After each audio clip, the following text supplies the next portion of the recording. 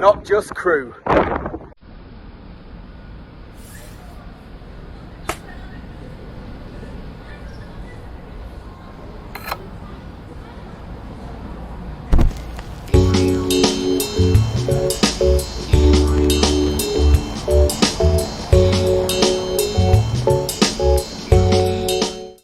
Well, welcome to Not Just Crew. Well, as you know, we do get quite a varied mailbag coming each and every week, and we do try to reply to most of the letters that we receive. But one story that we saw online really threw us, and I really wanted to chat to this chap to find out whether his reaction to the story you're about to hear was down to his training as a cabin crew, or just one of those things. But it's quite an amazing story. We're going to be speaking to Simon Marton, who's been pretty much a member of Not Just Crew since we started a couple of years ago.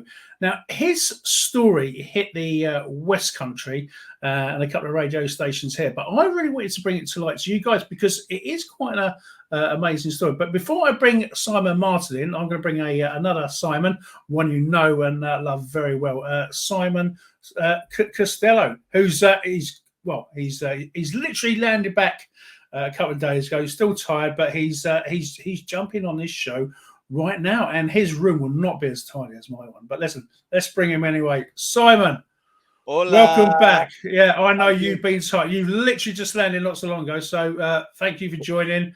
I've been around the world, but there's no place like home. Cue for a song. No, that's true. We can do that on travel.radio at some point. Let's get that in a collection. But yeah, no, thanks for joining us. I know you're tired. You do look very tired. But that Singapore food really seems to be suiting you well, putting on weight and that lot. But anyway, look, we haven't got time for this. So I want you to hear this story because I've been reading it online. But Simon Marton, I'm going to actually bring him in. Bring him in. Welcome to the show, Simon. I say, long time follower of Not Just Crew. Thank you so much for joining us today. When I read your story online, it was one of those stories that is like, wow, that really happened. It was more like out of a film. But I'm gonna throw the sort of mic over to you. But in sort of embryos, in small, your aunty is quite known. She's lives in Durban. She's a bit theatrical, and you've obviously been very, very close. So before we actually go into the story, just tell us a bit of a background about what your auntie did and what she does. Because as I say, she is quite an artist. Yeah. Hi, Trevor. Hi, Simon. This all happened very, very quickly. What are we now? 13th of February. So about 6 weeks ago. My auntie is called Diana, and she's normally a very private person, very kind of, she's as batty as a fruitcake, to be honest. She's very eccentric, and I think I described her in this piece that I did with a local journalist, that she was kind of quite masculine as well. When you see her, you don't see her for a year or two, and you go, hey, and she goes, where's the car? Like very, okay. And here, I got you this. Good. How is everyone? A very kind of like monotone. She has a background. She moved out of England, I think, in the 60s or 70s. She went via Sardinia. I think she's working over there in a hotel. And it's very sketchy as to what happened after that. But she ended up in Durban, maybe in the 70s. And she lived there all her life. She's a dedicated spinster, and I don't know what happened with Loves and Loves Lost, but she's been alone as far as I know. And no one actually knew that very, very much about her. And she tends to come over a couple of times a year, maybe. And we last saw her in 2019, and she does some readings. She's an astrologer, and even though that's kind of diametrically opposed to what I believe in, but I just let her get on with it. And my wife Helen caught her talking to someone in the living room. She went out to get her a cup of tea. She stayed over for a weekend, and she was talking up there, And Helen said, who are you talking to, Diana? And she goes, no one. But the same thing happened in Durban. She would talk to people who weren't there. And it wasn't, yes, she had dementia, but these people are real. And I'll tell you a little story, a very, very quick one. While I was over there, Charles, the antique dealer from downstairs, one of her tenants, said to me that he'd heard from someone who runs a coffee shop that she used to frequent, that she's in there, she's talking to herself, and the little girl on the table next door went, Mummy, that lady's talking to herself. Diana, apparently quick as a flash, went, I'm not talking to myself. It's just you can't see who I'm talking to. Wow. Yeah, go on, Si. Right, can I ask, did anybody actually pick up on the conversation side that your auntie was having? Like, what was the kind of content of the conversations? I think, Si, that it was to do with readings that she does.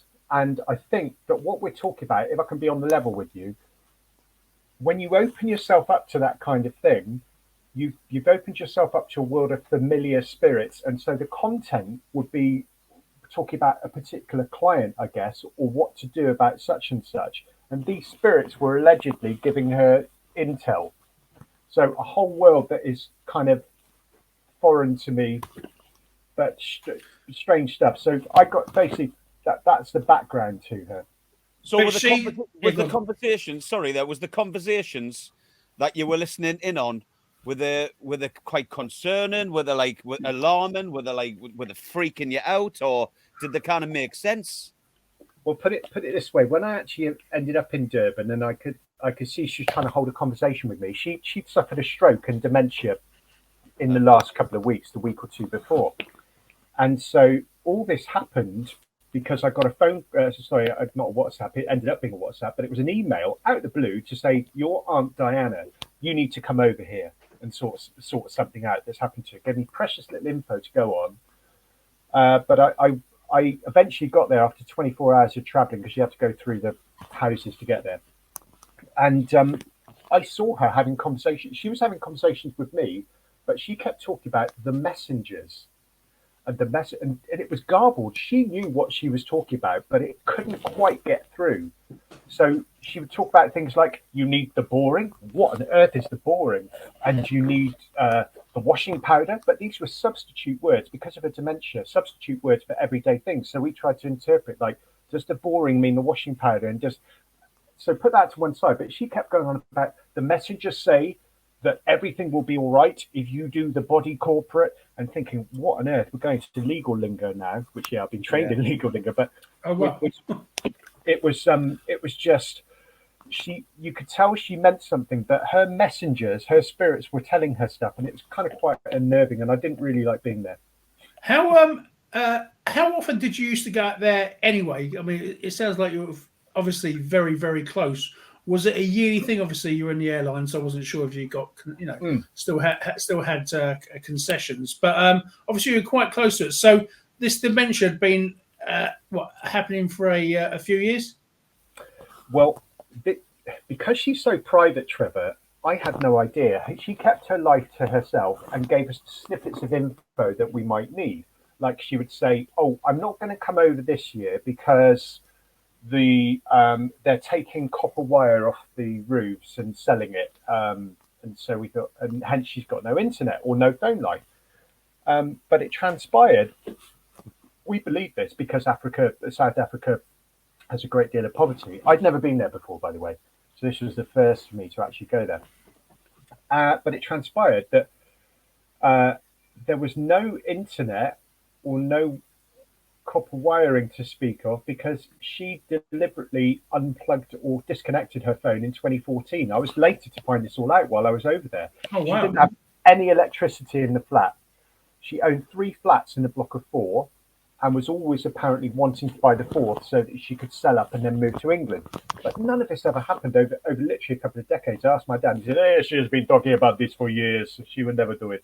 He's not Pakistani, he's Italian. There's a Cockney, isn't he? Oh. Yeah, that's right. Yeah.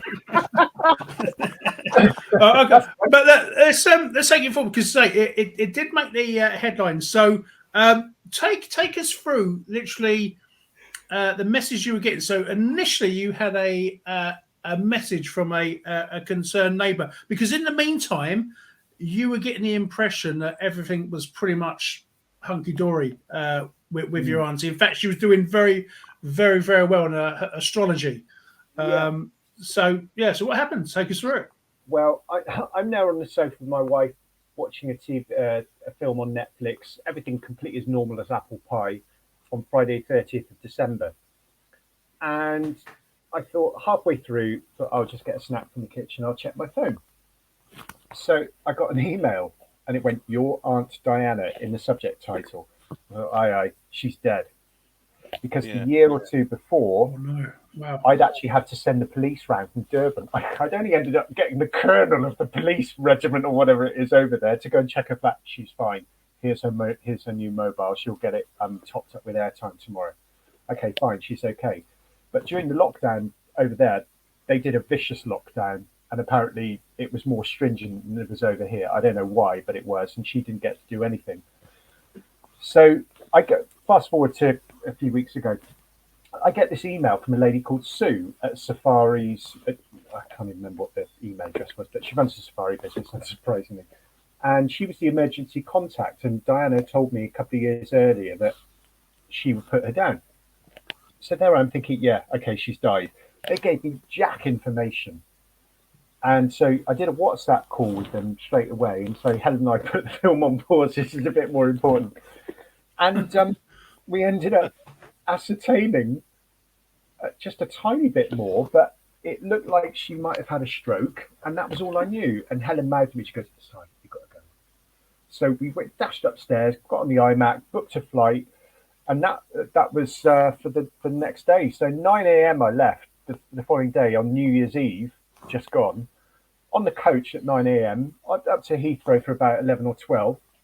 And then I was waiting around for a 6 or 7 p.m. flight to Zurich. Then I had to fly from Zurich to Johannesburg and then wait most of the day for a connection to Durban. Now, I could have done it. If I was willing to spend £1,000 more, I could probably done it in seconds. But this was very quick, and we had little information to go on. So I get there on the evening of December of the 1st of January, New Year's Day, excuse me.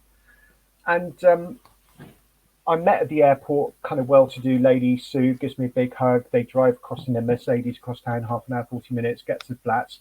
And I'd never seen this place before. I'd never even seen any pictures. I could have probably done it on Street View and worked everything out. So I go up the dark stairs, first floor, and there's a gate across this will probably be in the photos actually, a gate across her doorway, but open. And I walk through, everything is pitch black. And I can hear wailing coming from the other room. I'm thinking, this doesn't sound too clever. And seriously, you can't see anything. There's no candles, no lights, no nothing. And I went round the corner and I could just make her out, a shape. And they said, "She's there." And this is one of the neighbours who led me up there. All of a sudden, the lady who picked me up goes flying out the room, and apparently deeply upset. All these people that she had as friends claimed to have known her for 15, 20, even 35 years, but knew nothing about her. I didn't know anything about her, really. We didn't know she'd been living like that with no electricity for 8 years in the flat. So no cooker, no light, no hot water, no kettle, no TV, no radio, no curtains across either of the two rooms. The kitchen didn't matter. And apparently she went to bed when the sun went down and rose, funny enough, when the sun went up. Wow. But all the time, you were convinced while you were living in the UK that she was having quite a wonderful life, quite a good standard of living. Exactly, yeah. And she present that picture. She dressed up smart. I mean, this is a lady who's now 80, but old school. They dress. They've got their nice clothes and their pearl necklaces and earrings and all that kind of stuff. You don't. Sorry, go on. Yeah. So what was your auntie doing for like a source of income to like fund, like to actually to feed, to pay for what she had? Because when I used to work for the ambulance service, I used to go to characters, sound absolutely so familiar to what your auntie was presenting but they'd be known to kind of like don't be offended by what I'm saying. They'd be I'm known not. to I like won't be. mental health authorities and stuff like Yeah, that. yeah, They'd be yeah. on the radar, and there'd be like social care coming in. Sometimes they would accept the care, sometimes they wouldn't, but they'd live in those kind of like that environment in darkness. I mean, a lot of the times, the jobs I used to go to, they used to like defecate all over like the floor, and it was awful. They'd be like, it'd be an absolute mess. But that's the way they lived, and a lot of them had full mental capacity, and that's the way they wanted to live. But like Yeah. they would get the money from like obviously the government and benefits and stuff like that. So what was your auntie kind of getting like monetary wise and support, Right. even support? Oh, It's where it gets interesting. You're right, actually, because the main job, I became self-employed after I left the airlines in 2012. I couldn't do anymore. I was away from home all the time for whatever reasons. It wasn't working for me. I came back and I was self-employed. So I got self-employed as a drum teacher, which I'd always done anyway. And I was even doing early years music teaching with rubber pigs and stuff like that. It was very funny. Anyway, I ended up, my next proper job was in a housing association. So I did that for 3.5 years, and I came across all these scenarios. So I had a client list of maybe about 50, 10 of which would have been seriously intense. So I came across all the stuff that you talked about, Simon. Had I not, this would have been a huge shock. So when I went in there on my plane ride there, or plane rides, I had my A4 pad out thinking what I do: social work intervention, adult social care, GP intervention, hospital, get the paramedics on board for an assessment, all that kind of stuff. So I knew roughly how to do. And then I was thinking legal. Okay, we get the solicitor. Has she got a solicitor? Probably has, because she keeps talking about one. And so I had a rough idea of what I would do. But when I got there, it threw me for a couple of seconds. I thought, what's going on here? Okay, her income, to your question, she rents out 2 of the other flats. So she's got 5,000 Rand, which is about 275 quid a month coming in from each of the flats per month. So she's also got a UK state pension that she can draw on if she needs to. It's not the full one. I found out it was a portion of it because she lives in South Africa. Yeah, expat type one. Exactly, yeah. And she would also do her readings. Now, here's a funny thing. I'm going to tell you a funny little strand. Most of my story is about piecing together, like a detective, what is going on here, and thinking snippets of stuff that she might have told me historically. She would get money from her readings. Now, I thought a reasonable sum to do a reading, what do you call them, astrological reading. She would do them properly, but it would be maybe 40 to 60, 70, 80 pounds, or the equivalent of per session, considering the work you've got to put in and, face to face. But let's call it 50 quid a reading. This is something very interesting. I could never work out how she could come to England once or twice a year, spend the best part of £1,000 on flights, just round it off, maybe another few £100 on B&Bs for a few days, and her food, and maybe a little bit of spending money, and break even, based on coming over to England for half a dozen readings. The money just didn't add up. At best, she'd be doing at best, she'd be doing 500 quid. I would reckon less. This is what I found out while I was over there, piecing all this information together with the tenants, other people from outside. Apparently, I know this for a fact, she would go to Windsor when she landed and spend a few days there and do some readings. And she'd also go to a couple of little villages near Bath and go to Bath as well, and a couple of other places and do some readings. So half a dozen. Charles from downstairs tells me that he has it on good authority that she had a client in England who was either a celebrity or a minor royal who would pay for her flights outright and all her expenses because they needed her so badly to come out. And this fit like a glove. Wow. I thought, oh my goodness, this lady has an infatuation with the royal family. Now this makes complete sense, and there's no other way of explaining it. And she kept everything hush hush. Fits in with the privacy thing. And if you're thinking, I thought, who are these people, these minor royals? Well, there was one family that came to mind instantly. Have no idea if it's true, but I thought of Fergie and her family, Eugenie and Beatrice, instantly. I don't know why. And I also found a printout which was based on the life of Princess Michael of Kent. And I thought, I wonder. Wow. Yeah. But why was she? What? Obviously, she seems to do these celeb ones. Was she quite well known in the 60s for doing this? Was she one of those celeb astronomers? Well, she wasn't Russell What's-her-face. What's his face? Yeah, Russell Grant. Yeah, that's the one. Yeah. All lovies. But he, I don't honestly know, because I think she worked it a bit like I do. Anything I touch is a bit of a cottage industry. I'm a dabbler, and I try things and see if they'll work. So I don't think she wasn't a household name, but she'd certainly built up a client portfolio, and she had lots of repeat clients. And apparently one guy in Durban moved to go somewhere else in South Africa, and he said, and this was repeated to me a couple of times, that apparently he based the whole success of his business on the advice that she gave him, and told him when to sell, when not to sell, when to hold. Apparently he made his fortune, millions. Can you get her in touch with Not Just Crew? Yeah, I could do. But remember, I've got a hotline to Jesus. You don't want the rest of it.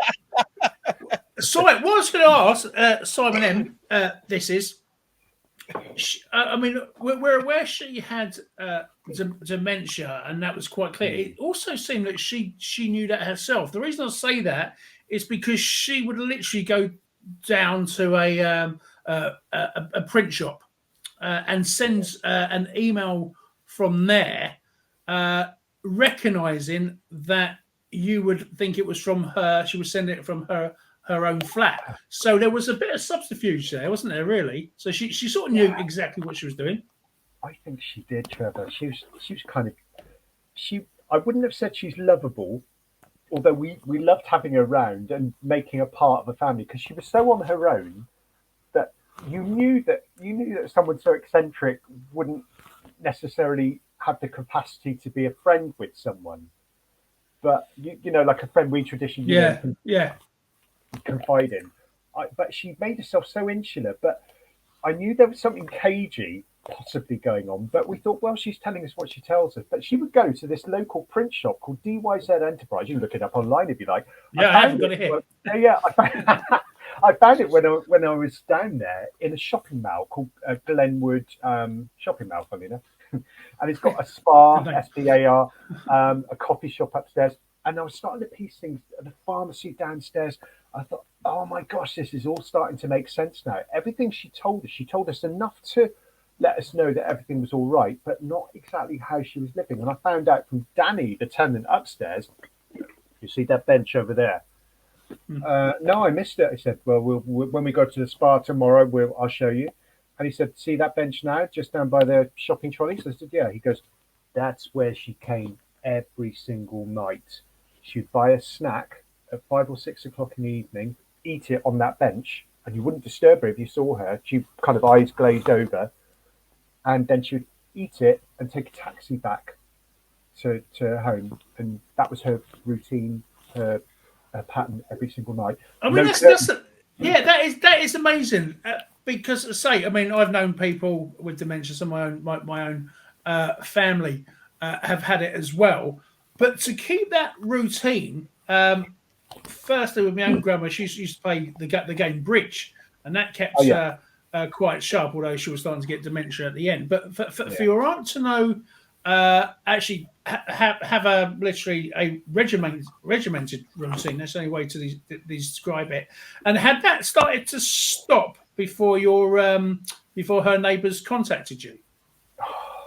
You know, that's a really good question. I just literally don't know. I literally don't know. I got there. I was going in blind. I mean, I was using the best of my experience to work out what on earth was going on. I got her out there. I didn't understand why I'd gone 5,500 blooming miles to call an ambulance. What was going on? It turned out the standard of healthcare in South Africa is so poor. Everyone goes on private if they can afford it. If you go there and you go to a hospital, Danny said to me, if you send her to a government hospital, you're sending her to a deathbed. I did send her to a government hospital. Paramedics were brilliant. they always are. And they did an assessment there. She couldn't even tell me my name.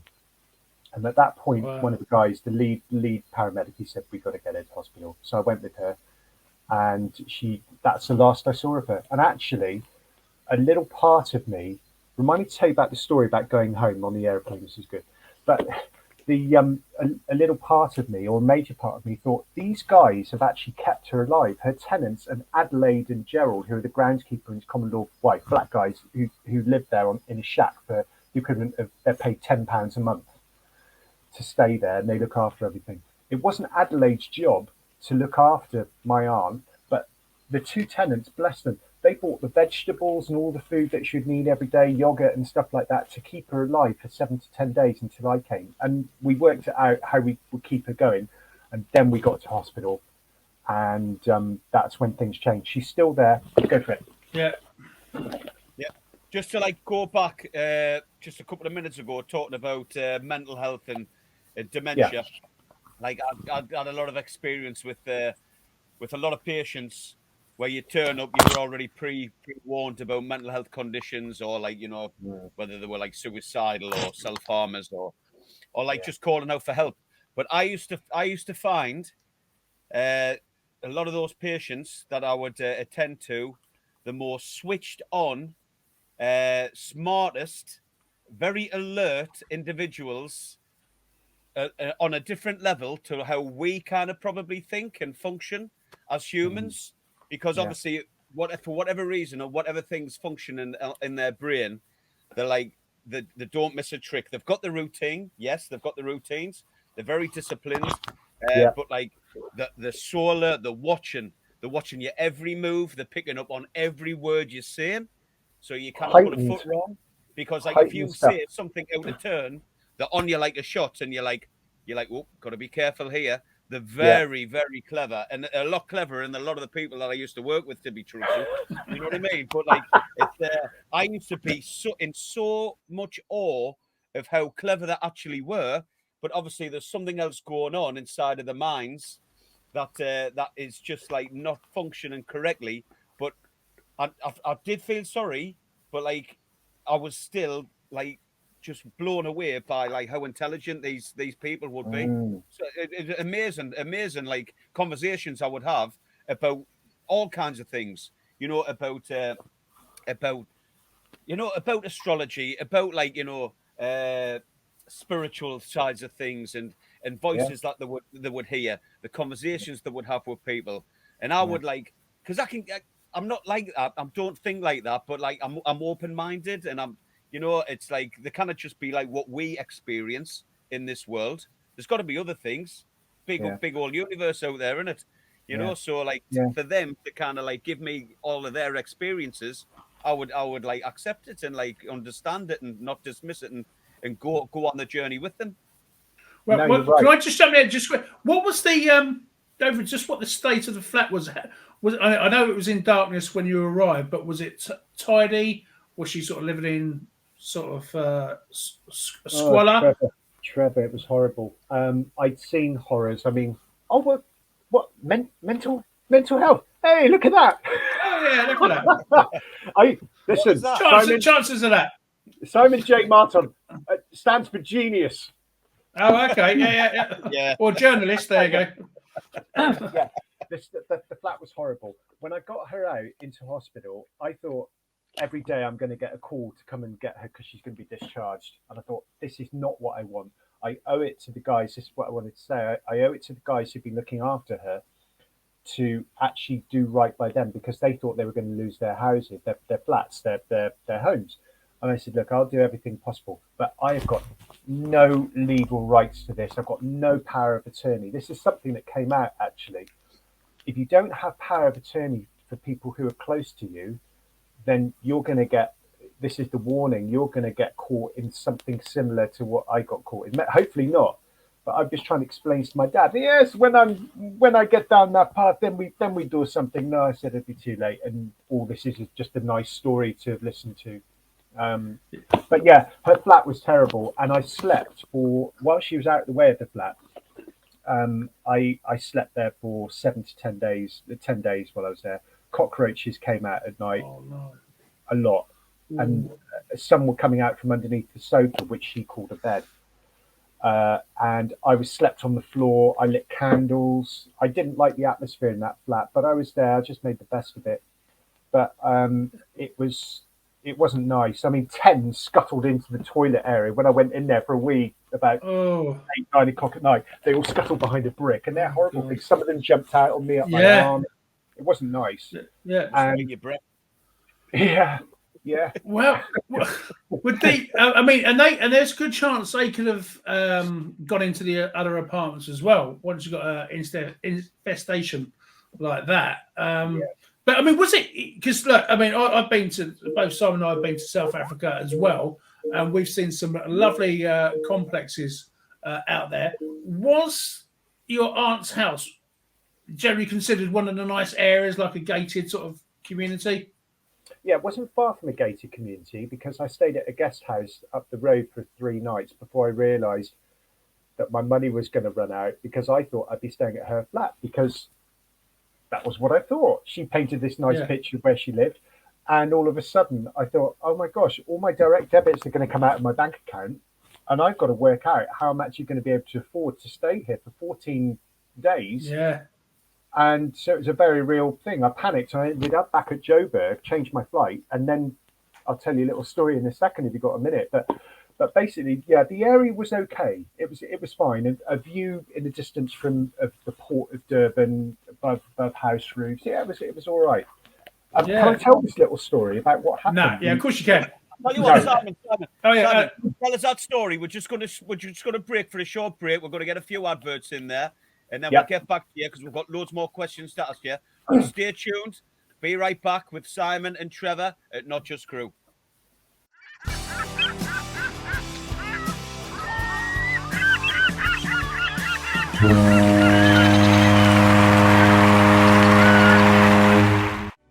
Imagine a community for travelers worldwide.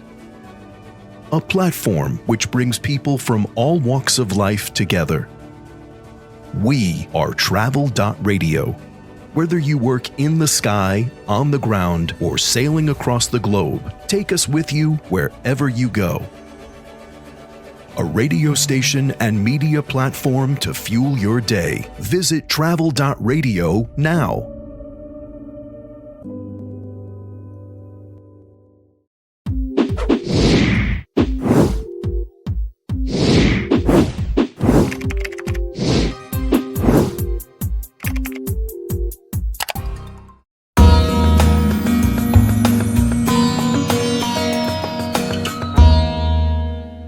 Well, welcome back to this episode of Not Just Crew with Simon J Marton, where we're interviewing him about his story about his auntie over in Durban. Very, very enlightening, and what an incredible story he has. And so let's, without any further ado, let's get Trevor and Simon back in the room. Where are you guys? Woohoo! Woohoo! So continue on, Simon. Yeah, I mean, obviously, we want to ask you a little bit more about the celebrities and you know, like the stories. I want to know a little bit more about kind of the spiritual world stuff, and I want to know how your auntie is as well. You know what I mean? Like, you know, she's still alive. Yeah, good. Because our viewers will be thinking, is she actually alive or not? But yeah. So well, yeah, you can forgive us that. As we speak, she's still in a government hospital. I had to go to a solicitor's locally and sign an affidavit, a witness testimony, for want of a better expression, to basically say who I was, what this was. And they do it. Actually, this is good for you guys. If you haven't heard of this before, you can do this at a local solicitor. It should cost you anywhere between £5 and £20, where if you just literally want to type something up and say, I say this is a true and hereby true account of what I did and said and saw. So if you need that for any legal reasoning. Then I had to scan and send that to Colin, the lawyer over in Durban, so he could get the hospital to release her medical records. The medical records were then used to go and give to the care home, which I'd lined up and applied for once I got a Wi-Fi signal when I was over there, which is unheard of. And so I'd lined up a few things. Everything I could have done. And thank God someone said that you were trained as a lawyer and you also knew a bit about the adult social care system. I said I was going in blind. I was just making it up as I go along, which is how I did it anyway. But I don't mind it like that. I mean, whatever looks and sounds about right, I'll go for. But yeah, I'm going off piece there. What was your original question, Simon? Yeah, it was just like I want to know a little bit more about the celebrities and the royal family. So, do you actually think it was like the Ferguson side of it? I think she definitely had a client in the royal family, because it would explain why she went to Windsor and would stay there several days to start off. So it had to be someone who was thinking back now. Of course, it makes complete sense. Who else lives around Windsor? Yeah, lots of other people. My parents do. Yeah. See, could be your parents. But also just kept it quite confidential as well, and kept it very private, and that makes a lot of sense as well. It does. You know what I mean? Does. And that actually ties in with how she was as a person, Simon. Very, very tight ship. And spiritually, I tell you, I was picking up all sorts of books off the bookshelf, and one stood out to me. It said, the title of it was "How to Use Your Occult Powers and Get What You Want." And bit of black magic there. yeah. I mean, I'll tell you something straight. I mean, you guys probably know that I'm a Jesus. I'm a happy clapper. I'm a Jesus follower, and so you're warned about the back door into the spiritual world. It goes back into the Old Testament as well. Don't touch this. It works, but don't touch it, because there's a very good reason. What happens is, and I think this is where my aunt fell into this trap. Yeah, that back door into the spiritual world certainly does work, but it ain't too clever for you, because you'll find that her messengers are nothing short of familiar spirits, which, if you trace it back, are quasi-demonic. And so they will, if you make your way into that world, it does work. So I'm not knocking that it doesn't work, but you will find yourself drawn into something, and ultimately, the devil can disguise himself as an angel of light. That's in Corinthians, and so he can transform himself into anything he wants. It's good here. It's fine. The messengers are telling you everything's fine, and so it's fine to her. But stuff happens in people's lives, and I think what happened was that she didn't know any other way and couldn't see any other way out, and so she was in more than one way kind of trapped. You said you had a very, I mean, obviously the cockroach that lot was running around, but you said you had quite a strange feeling about the flat anyway. I did. As a, it's not, a very strange feeling that.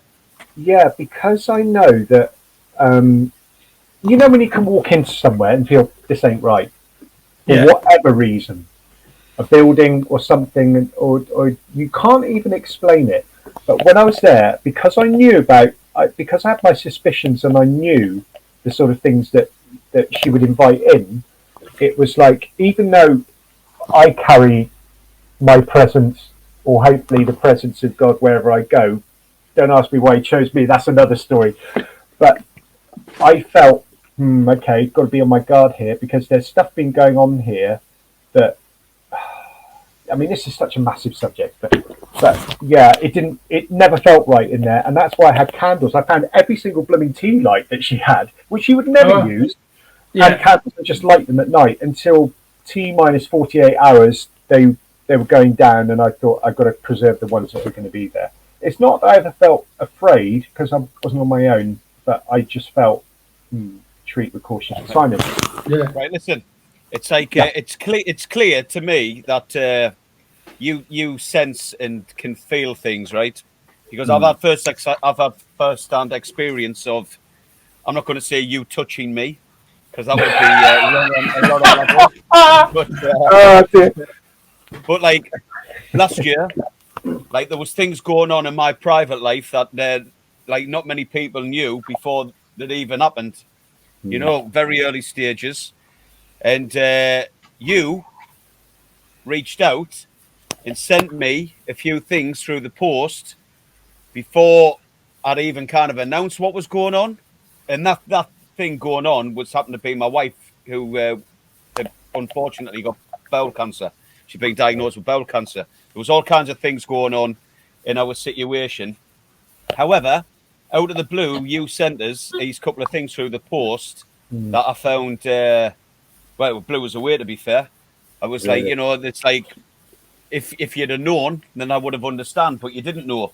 You didn't know what was going on back in these four walls at my house. So that, to me, like the couple of things that you actually did send, massive things changed because I hadn't got the job flying for an airline. I was still working for the emergency care. Yeah. And look where I am now. I'm back on the planes. Yeah. So it's all very, and I believe in all of this stuff. Things happen for a reason. I believe that people see things, feel things before they've even happened. They can foresee things. And so what was it that you actually could feel for you that prompted you to do that? Oh, what, in your case? Yes. Okay. Well, I'm not saying I've got I'm not saying I've got a hotline to JC, but yeah, maybe I have. I mean, I go out in the mornings. I mean, I'm looking at our garden stops by a garden wall, and then I've got unobscure fields just out that way. I know you can't see it. And so the thing that I do that has become a habit is to go out there with my first cup of tea of the day, whether that's 4:45 or 6 a.m. I'm an early riser, and just go and sense my day. I just sit down on a bench out there, or sit by the wall, just look at the stars if they're up, and I just talk to God. I talk at him. I don't expect him to reply, but this happened while I was away. This is the bit that will possibly do your head in. I don't very often hear God say anything. It's unusual because I can talk 10 to the dozen and don't have time. I live like 100 miles an hour and I don't hang around. But on my second night or third night at Durban in the guest house, someone had given me a sore throat. And I shot up in bed about 1 o'clock in the morning and I heard this. And I've known enough over the years to know when it's his voice. And I felt it in my heart and it went like this. This is what happens when my children disobey me. There is nothing you can do to help her now. And oh, wow. And I went, was that you? And I felt it again. And even though that might sound kind of fatalistic, I knew exactly what he meant because she was going into a realm which really and truly I believe is forbidden, but you can go there but suffer the consequences. And so I don't know whether she'd ever said yes to following Jesus or not. That's her lookout, not mine.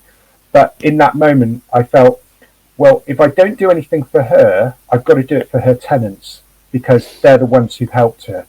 But actually, another little story. When I went to the airport, when I panicked after staying at this guest house, I thought, I got no money. I've literally got nothing. All my direct debits are going to go out of my bank account, going to send me overdrawn over my overdraft. Why did I even come here? I changed my flight to go back to Durban, and I tried 6 airlines to help me. I thought, I know the system. I know I can get put on standby. I'm a full fare paying passenger. I know. 6 airlines didn't help me, and I thought, that's great. You know, I thought I went to Virgin, I went to Emirates, I went to Qatar, I went to Air France, I went to Lufthansa and Swiss Air, BA, no one. And so I thought, right, this is great, thanks God. Looks like I'm staying the night at the airport, and I did stay the night. In the morning, 4:30, I gave up because I wasn't sleeping, and went downstairs. My phone, my dodgy old iPhone in there, is an old one. I pride myself on it being old and sort of semi-working, losing its charge the whole time. I couldn't get Wi-Fi. I went to see 2 security guards in Durban International Airport, Joburg, which you would both know well. Yeah. And I said to them, I don't know, guys, if you can help me. I just can't get Wi-Fi. I want a message. I was totally alone. My WhatsApp had crashed, everything. I was on my own. No safety net, no travel insurance, Jack. I was on my own, although I'm never alone, truly. And you know what? The security guard, the main one, turned to me and said, I get your Wi-Fi hotspot. That's why your Wi-Fi is not working. Suddenly, I was able to contact home. I was like, whoa, I can do it. Yeah, and do you know what? I had a couple of minutes chat with him and I said, but you don't happen to have a charger, do you? He said, you can use mine down there. Wow. I said, what's your name? He goes, Emmanuel. Oh, wow. Very good. Yeah. Yeah, Emmanuel, I don't understand. Emmanuel translates as God is with us. Yeah. Behave. Yeah. Are you joking? Whoa. And that's what, you know, when we do all the Christmas Carol stuff, there's Yeah, Emmanuel in well, there. Yeah. So, Lord our Emmanuel. Yeah. No, and no, that is no. the point where everything changed, because I'd made an options list, an options appraisal. God, my work coming through, my local authority stuff. I thought 4 options I've got. One of them, which I didn't want to do, was stay at the airport for another 10 nights, whatever. My mental health would go like that. The other was return to Durban. Managed to get some money off Helen, my wife. She said, look, this is all I've got, Si, and it was enough to tide me over. Just get a quick, easy jet type flight on Saturday, go back, and that's when everything changed. And sometimes I found that God will not give you comfort, but he'll give you a situation. It'll be up to you to spin it round. And that's what happened. So fast forward to the end of the trip, I'd done absolutely everything I could. I was even managing to work from home, from someone else's home, 5,000 miles away. And I got a lift with Danny to the airport, had a long wait. I wasn't especially looking forward to my flight, but I just wanted to be on it. I didn't want any flipping airline to tamper with my full fare reservation. Yeah. I was so relieved when I got to Lufthansa desk and they found my name eventually on the PIL. And I went to check in, and the guy says to me, how are you, sir? How's everything? I said, actually, do you know what I said?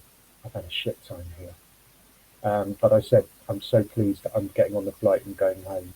And he laughed, and I went on the flight. I didn't ask for special treatment. Got on the Lufthansa flight. Hour 2, 3 hours up in the air. I said to the number one, I said, she came walking. That's very unusual for a number one. We'd be number one to do the clearing in economy. Yeah. And I said, are you the number one? And she goes, I am the number one. And I said, oh, I used to be on the number one on Jumbos too. And she goes, did you? And so we had a little chat. And she said, tell me, is there anything I can do for you? And I thought, I ain't going to push it with asking for a seat that probably isn't available on full flights. So I said, do you know something? I'd love a brandy.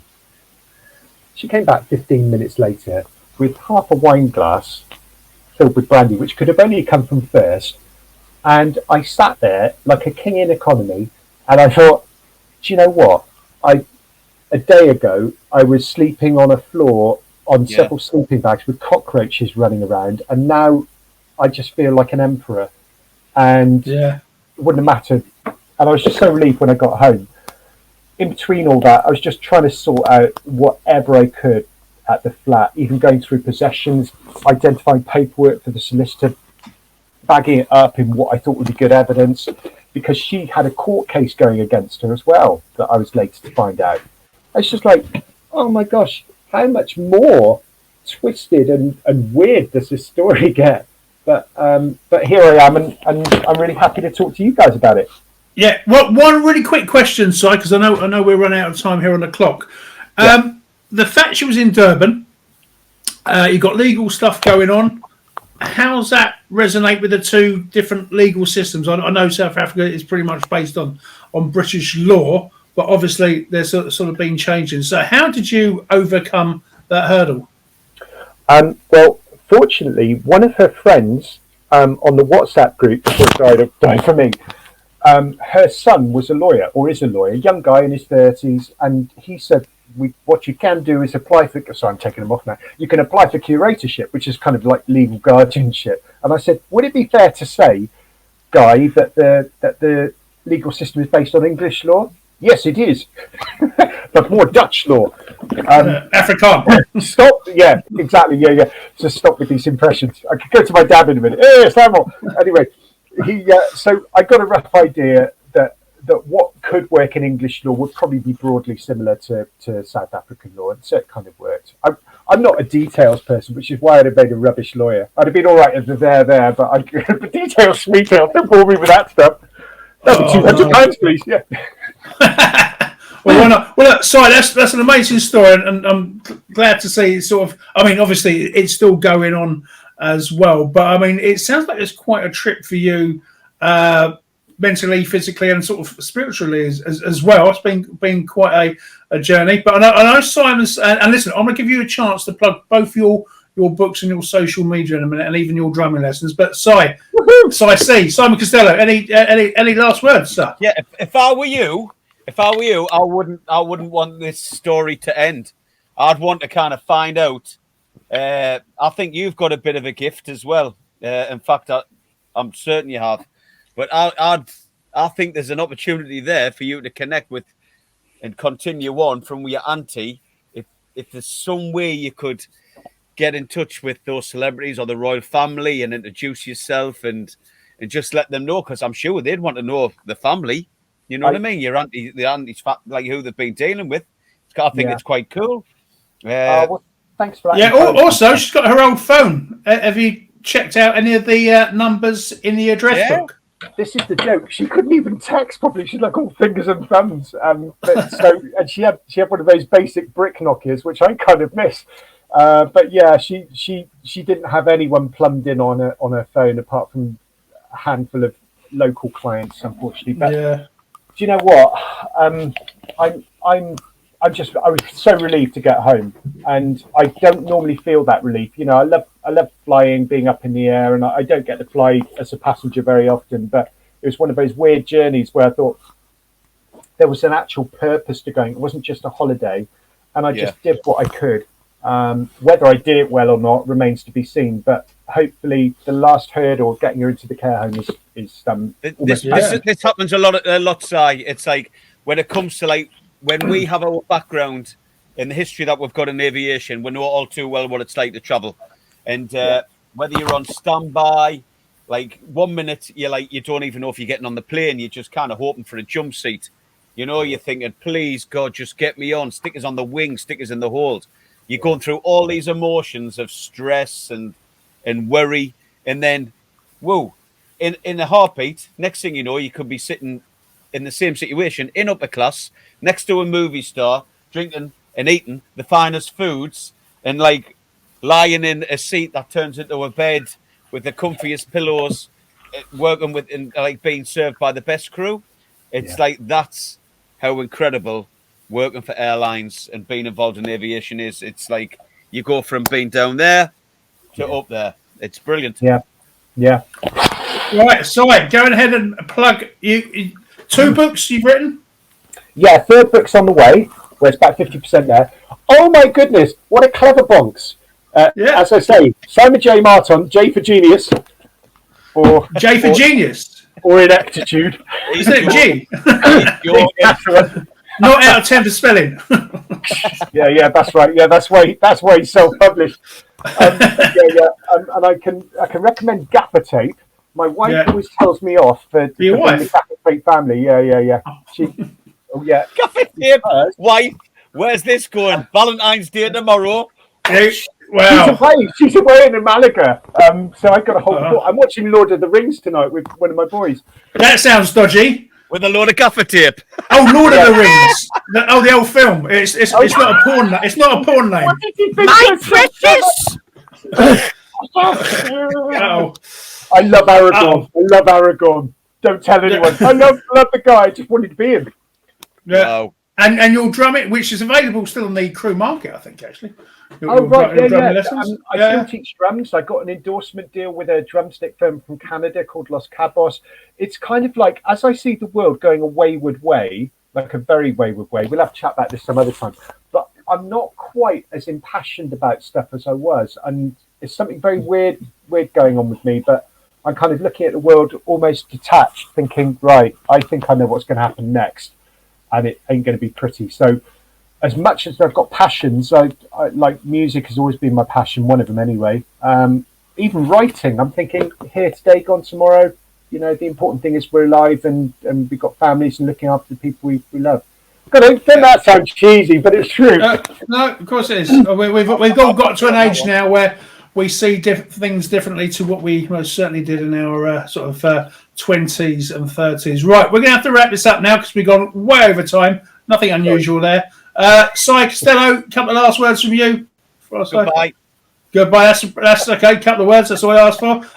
And the other Simon M. Last word. A hot water bottle. Goodbye. Okay. Excellent. Okay. Right. Okay. Well, look, thank you very much, all. Well, join us on another episode of Not Just Crew soon. Remember, you can always find us on YouTube. Watch some of our previous episodes.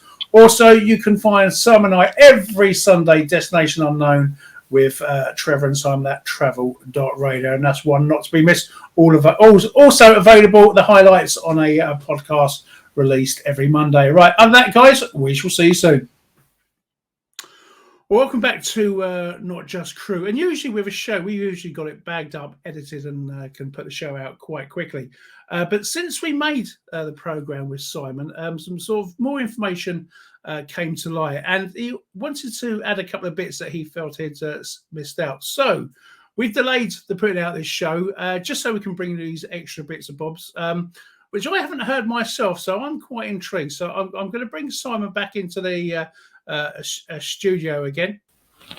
Welcome back, Simon. I say we had everything on the editing floor all ready to go, but you did message me. You said you wanted to get a few some more information across about this fantastic story. So listen, the platform's yours, my friend. What have you got to tell us? Thanks, Trevor. Well, life carries on, normally for all of us, we get up, we go to work, we do whatever we do. But it was a week or two ago, I had an email through from just checking my emails as normal, came back off the school run, and it was my lawyer in South Africa. And he said, tried to get hold of you with WhatsApp, but I haven't got WhatsApp anymore, it all crashed on my old phone. And he said, sorry to say, your aunt has passed on Friday. And I read it and I was like, okay, not unexpected, but I thought she might have a little while longer. And then he asked me, he told me what the procedure would be, but could I email him back because the doctors needed to release records and blah, blah, blah. And over the next 2 days, so, I was getting on with my normal stuff, but then it suddenly hit me. And I thought, wow, what was it all about? What was me going over there all about? What was her life all about? And something interesting I've got to tell you. Another interesting thing. I'm doing a counselling course. So I'm doing the level 4 diploma to practice.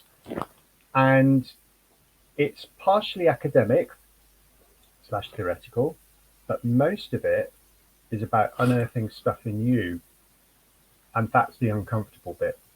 And so for me, I know it's been unearthing my life strategies, going back into my childhood. It's not hypnotizing you or anything. It's for you to find out and you to sit in practice skills sessions and stuff.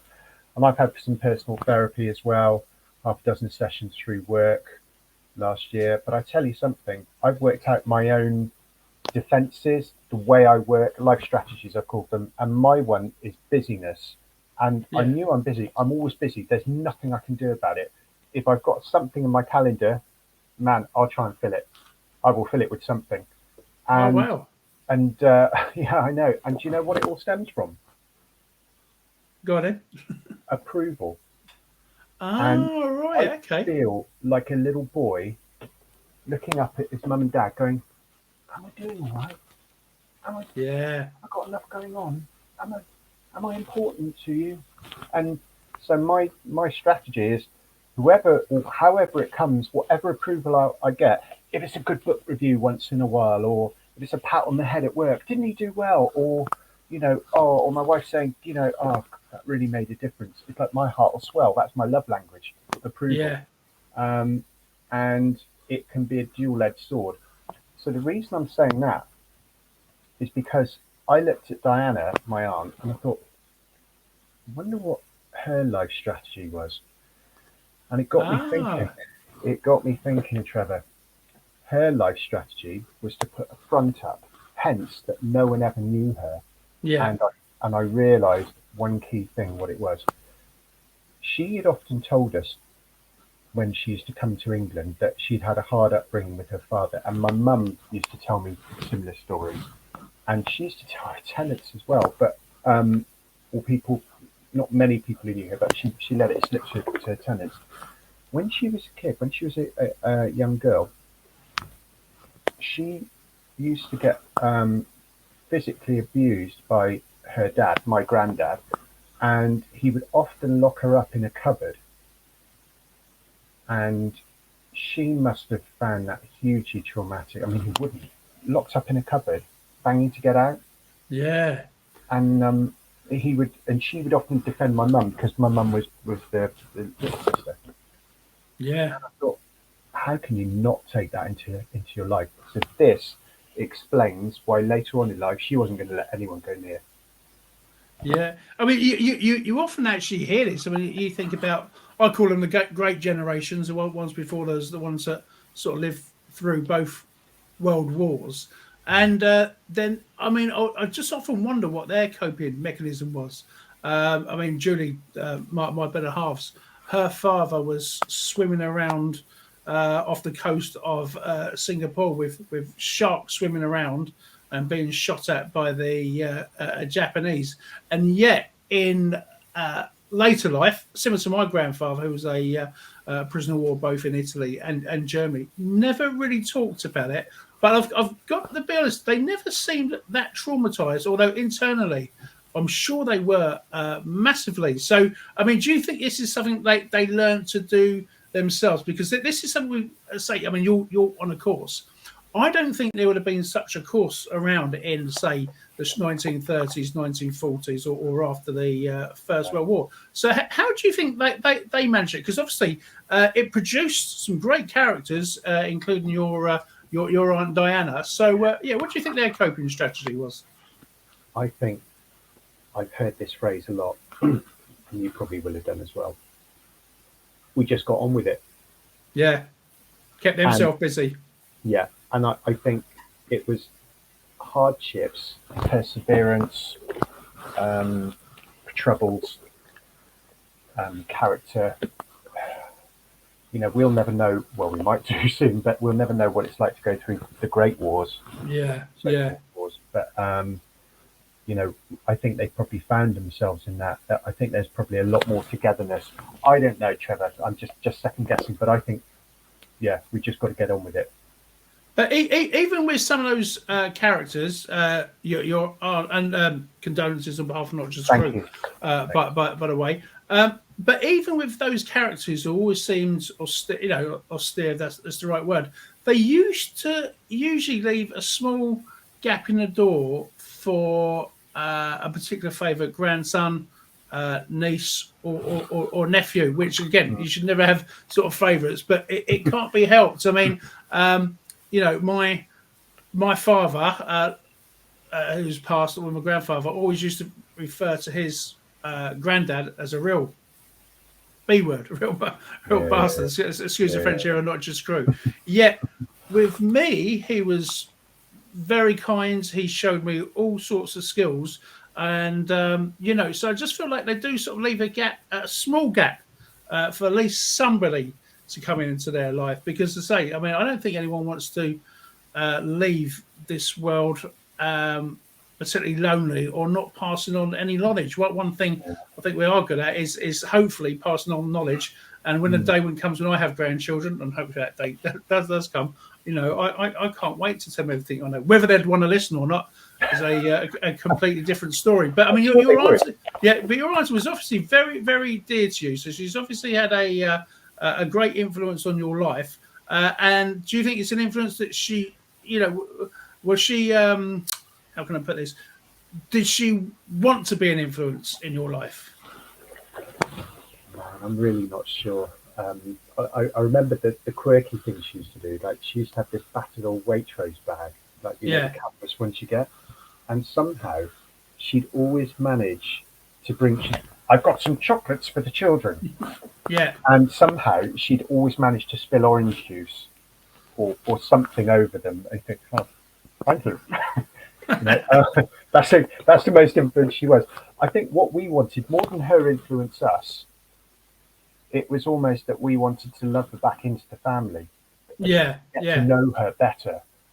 And if I'd known all this stuff earlier, we would have helped. We would have done something. She got really excited because I used to work in the housing, social housing world.